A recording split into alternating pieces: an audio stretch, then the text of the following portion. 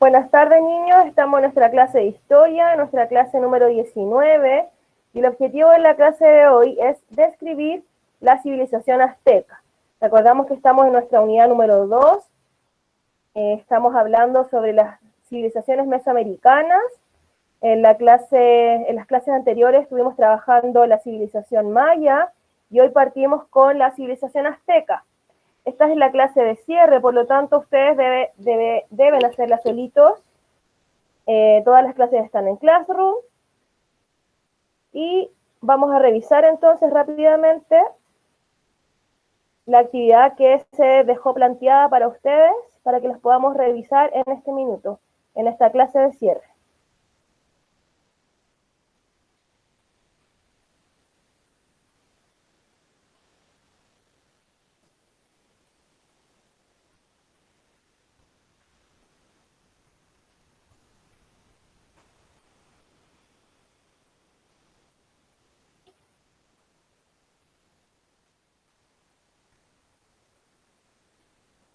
Ya, chicos, entonces describí la civilización azteca. Para introducir a este contenido, ustedes debían revisar el video que la Mil les dejó para reconocer e identificar esta nueva civilización. ¿Ya? ¿Dónde vivieron los aztecas? Bueno, los aztecas, recuerden que estamos hablando de América, ¿ya? Y los aztecas desarrollaron su civilización en la meseta central de México, ya a orillas del lago Texcoco, y en esa zona levantaron la ciudad de Tenochtitlán, que hoy la conocemos como Ciudad de México. Desde el año 1325 hasta el año 1520, cuando llegaron los conquistadores españoles, los aztecas dominaron ahí un imperio que abarcaba gran parte del centro de México, ¿ya? Ahí está. Todo lo amarillo es del imperio azteca. Entonces, desde las costas atlánticas hasta el Pacífico. El dominio azteca abarcó varios climas, ya por la amplia cobertura que tenían en el continente. Podemos encontrar que tuvieron climas diversos, como selvas tropicales, desierto, montaña. Los aztecas eran tribus cazadoras, ¿ya? Y recolectoras. Esa era su principal fuente de trabajo, de alimentación y de sustento. Ellos recibieron todo este legado cultural de la cultura tolteca, ya que recuerden que las clases anteriores también las conocimos, que se dice que ellos fueron los primeros y gracias a ellos surgen los mayas, los aztecas y los incas, ¿ya? Los aztecas o mexicas, ya eran temidos por los otros pueblos que los obligaron a establecerse en el lago Texcoco. Según cuenta una profecía, debían alzar un templo en honor de su dios Huitzilopochtli, allí donde encontrasen un águila posada sobre un nopal, sobre una tuna, devorando una serpiente. Entonces, cada vez que ellos veían un águila posada en un árbol de tunas, en un nopal, devorando una serpiente, ahí es donde tenían que alzar un templo.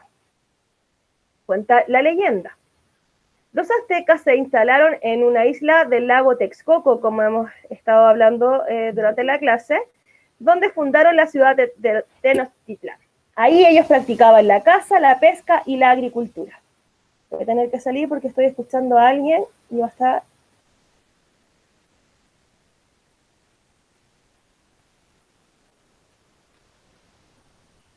Sigo. Los aztecas tuvieron también una organización. Recuerden que estos primeros pueblos se destacan por muchas cosas, y entre ellas es por la gran organización que tuvieron ellos también. Los aztecas formaron un gran imperio tras someter a distintas tribus de la zona de la meseta mexicana. Ya ellos tenían un ejército y que se llamaban los Acolhuaques de Texcoco y los Tepanecas de Tlacopan. ya con quienes formaron una triple alianza. Ellos sometían entonces a los pueblos para que les pagaran tributo. Acuérdense que pagar tributo era como pagar con dinero, pero ellos usaban con mercancía y todo eso era como lo que tenían que pagarle al gobierno, como los impuestos que existen hoy, ¿ya? Y como la forma que tenían de pago era con especies, ¿ya? Como el cacao, como el maíz, el oro, lanzas, herramientas, etc. Ellos se organizaban de la siguiente manera. Ya existía un emperador o un rey que lo conocemos con el nombre de Huey Tlatoani. Él era el emperador o rey de Tenochtitlán y él administraba el imperio, él mandaba, dirigía todo, dirigía a los militares, a los sacerdotes y a los recaudadores de impuestos. Él precedía toda la actividad importante, también las reuniones que tenían como consejo, decidía el inicio de las guerras y la paz también, y cuando había que tener paz, y era encargado de promulgar las leyes. Ahí está el emperador, Huey Tlatoani. Tenemos después al Consejo Supremo, o Tlatocan, ¿ya? Ellos decidían todos los asuntos políticos, militares y administrativos del imperio. Ellos designaban al nuevo emperador, al nuevo jefe del consejo, cuando este fallecía. Él era encargado de designar a los funcionarios del Estado y estaba compuesto por los jefes de los clanes, que eran los fundadores de Tenochtitlán. ¿Ya? Entonces ellos se organizaban por clanes. Recuerden que los mayas se organizaban en ciudades-estado, acá los aztecas se organizaban en ¿cómo se llama? Ay,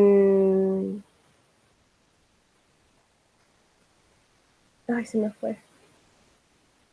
En clanes, perdón, se organizaban en clanes, ¿ya? Y cada clan era dirigido por un jefe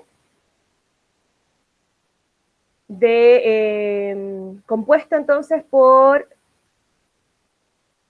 un Consejo Supremo, ¿ya? Esto es como, si lo llevamos, ¿se acuerdan que hemos hablado y lo hemos llevado como al Congreso que existe hoy, donde están los senadores, los diputados, en donde más en las comunas están los alcaldes, ¿cierto? Toda esta organización que tenemos hoy en los distintos países viene de estos pueblos precolombinos, ¿ya?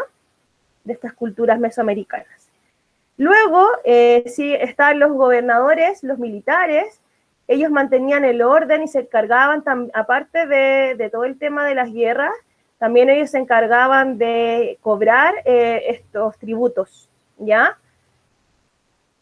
Y por último estaba el Calpuyec, que era quien gobernaba a los habitantes, ¿ya? Y era el representante del Consejo Supremo. Esto es como, podríamos llevarlo a lo que es hoy, eran como los alcaldes, ¿ya?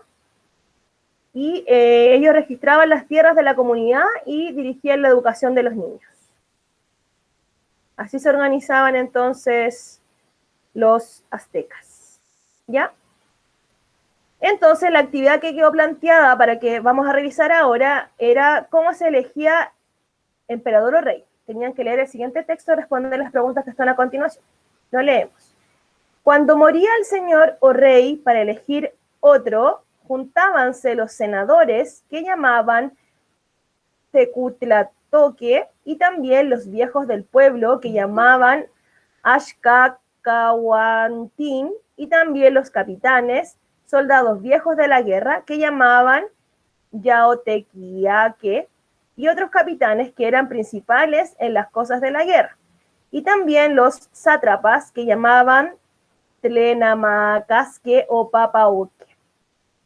Todos estos se juntaban en las casas reales y allí deliberaban y determinaban quién había de ser señor. Y escogían uno de los más nobles de la línea de los señores antepasados, que fuese hombre valiente, ejercitando en las cosas de la guerra, osado y animoso, y que ni supiese beber vino, que fuese prudente y sabio, que fuese criado en Calmecac, que supiese bien hablar, fuese entendido y recatado y animoso y amoroso. Y cuando todos o los demás concurrían en uno, luego le nombraban por señor. No se hacía esta elección por escrutinio o por votos, sino que todos juntos, confiriendo los unos con los otros, venían a concentrarse en uno. ¿Ya? Tenemos que responder entonces, ¿cuándo moría el rey? ¿Cómo elegía los aztecas a su sucesor? Lo acabamos de leer. B. ¿Quiénes eran los encargados de elegir al nuevo rey? C. ¿Qué características debían reunir un candidato para ser elegido rey? Y D. ¿Por qué creen que la elección del rey no se hacía por medio de votación? Elaboren una opinión, ¿ya? Porque aquí es una opinión que tienen que emitir ustedes. Vamos a revisar entonces sus respuestas. Recuerden que esta es la clase de cierre, por lo tanto debían revisarla ustedes antes, ¿ya? Yo hice rápidamente una pasada de lo que tenían que haber revisado ustedes y ahora vamos a revisar, la misma ha terminado de hablar, a revisar entonces sus respuestas. Ya.